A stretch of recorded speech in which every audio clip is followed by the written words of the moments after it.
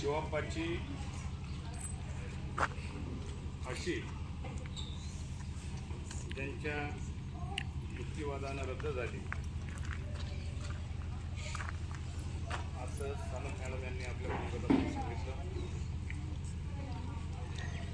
तर एका शिवाप्पाची फाशी रद्द न होता या देशातल्या कोट्यानकोटी दलित, आदिवासी, बहुजन समाजाची कायमची गुलामीची फाशी ज्या महामानवाने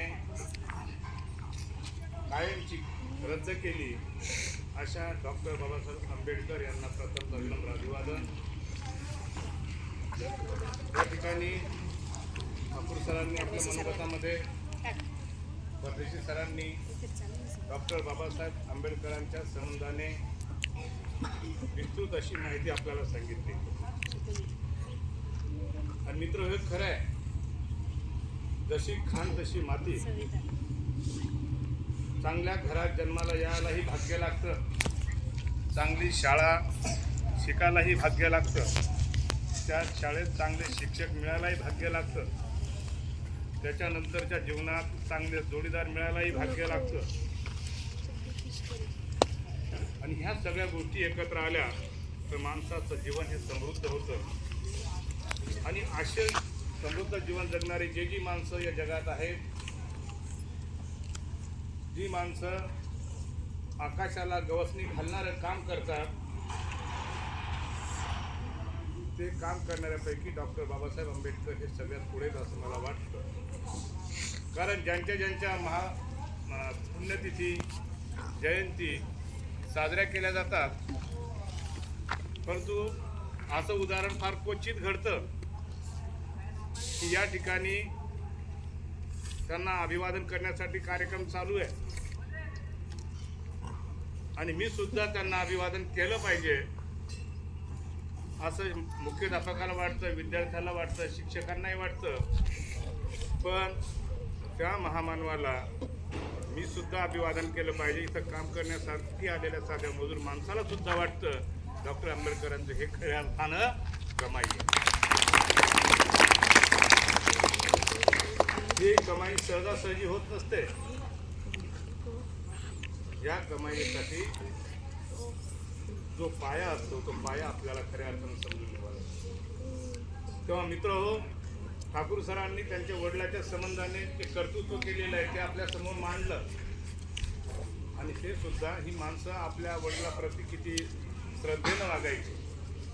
बाबासाहेब आंबेडकर असतील, शिवाजी महाराज असतील, महात्मा फुले असतील. कारण आपल्या आईवडिलांचा आदर केल्याखेरीज आपल्याला पुढे जाता येत नाही. आणि म्हणून तुम्हाला मी मुद्दामून आठवण करून देईन, मी सातारा जो जिल्हा आहे त्या जिल्ह्याला इन्शुरन्सच्या कामाच्या निमित्तानं 3 महिने होतो. त्या साताऱ्याला ज्यांच्या बाबासाहेब आंबेडकरांचं शिक्षण झालं, नुकताच उल्लेख केला परदेशी सरांनी प्रतापसिंग हायस्कूलमध्ये. त्या हायस्कूलमध्ये जाऊन पाहिलं, त्यांचा जो निर्गम उतारा असतो जनरल रजिस्टरला, ते स्वतः मी माझ्या डोळ्याने पाहिला, आनंद वाटला. त्याच्यानंतर ते ज्या वसाहतीमध्ये राहत होते जिथे ते लहानाचे मोठे झाले, अजिंक्यतारा नावाचा किल्ला आहे, त्या किल्ल्याच्या बाजूला तुमच्यासारखेच त्यांच्यासोबतचे लहान मुलं, त्यांच्यासोबत ते खेळत. मी जेव्हा गेलो होतो त्या ठिकाणी एक म्हातारा त्यांच्यासोबत असणारा, परंतु म्हातारा झाला होता. मुद्दा मला त्याला भेटण्याचं सुद्धा थोडंसं ओढ लागली, भेटावंसं वाटलं. त्यांना भेटलो, त्यांच्याकडनं काही आठवणी ऐकून घेतल्या. त्यात त्यांनी सांगितलेली एक सर्वात महत्त्वाची आठवण त्यांनी अशी सांगितली की डॉक्टर बाबासाहेब आंबेडकर मोठे झाल्यानंतर नेहमीसाठी इथे यायचे. इथं आल्यानंतर ज्या ठिकाणी आपल्या आईचं समाधी आहे त्या समाधीवर जाऊन फुलं वाहायची. आणि तिथं गेल्यानंतर तिथं रडत बसायचं.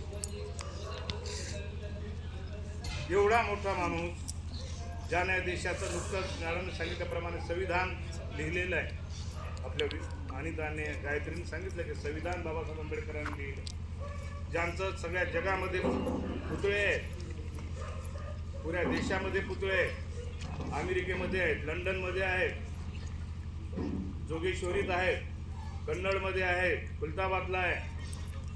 जिथे जाल तिथे बाबासाहेब आंबेडकरांचा पुतळा तुम्हाला पाहायला मिळतो. आणि ते बाबासाहेब साताऱ्याला जिथं आपल्या आईची समाधी आहे त्या समाधीच्या जवळ जातात, फुलं वाहतात आणि तास तास त्या ठिकाणी रडत असतात. हे सहज होतं का? आम्ही आमच्या आईवडिलांचा असा आदर करतो का? आम्ही आमच्या आईवडिलांच्या सोबत नीट संवाद ठेवतो का? हा संवाद कधी जेव्हा आईवडिलांचं सुद्धा त्याच प्रतीचं कर्तृत्व असावं लागतं. म्हणजे या गोष्टीचा कुठेतरी ताळमेळ आम्ही आजच्या दिनी घातला पाहिजे. आम्ही आमच्या पालकाप्रती, आईवडिलांप्रती आदर ठेवला पाहिजे. पालकांनी सुद्धा आपल्या मुलांना घडवण्याच्या दृष्टीने तसा प्रयत्न केला पाहिजे.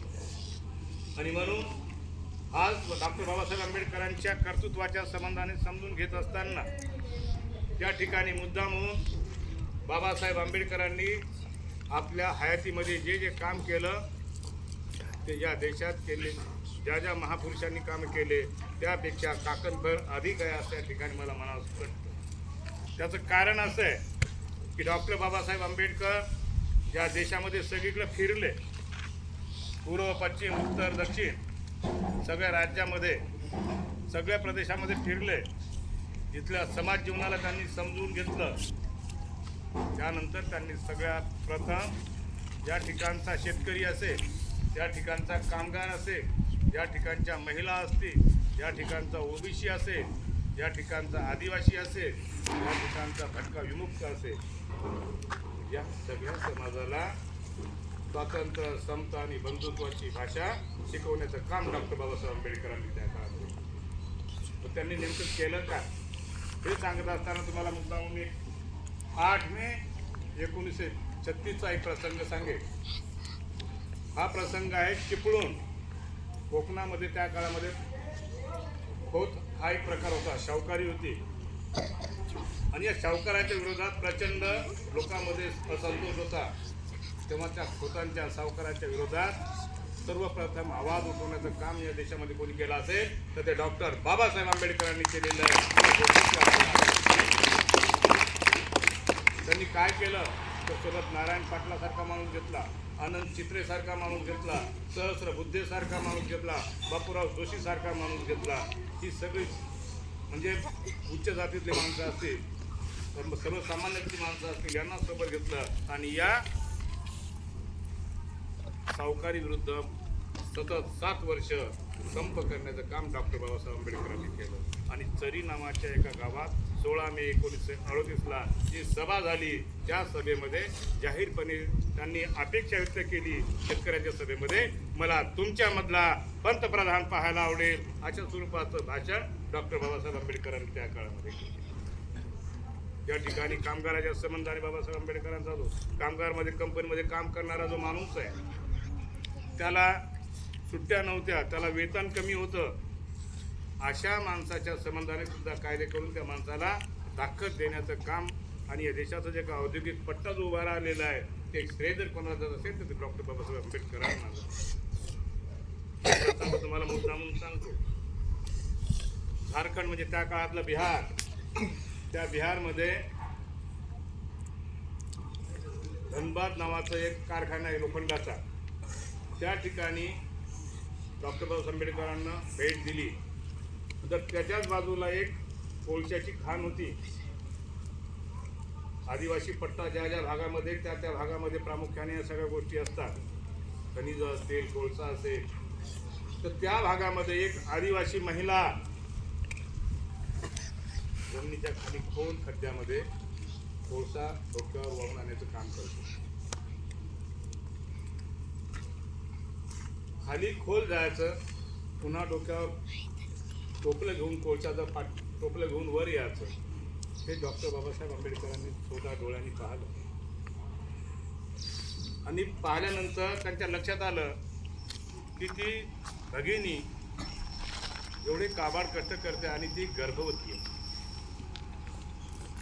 अशा गर्भवती महिलेला खाली जाणे, वर चढणे आणि खाली गेल्यानंतर तिलाही ऑक्सिजन पुरेसा मिळत नाही, तिच्या पोटातल्या बाळाचं काय होत असेल.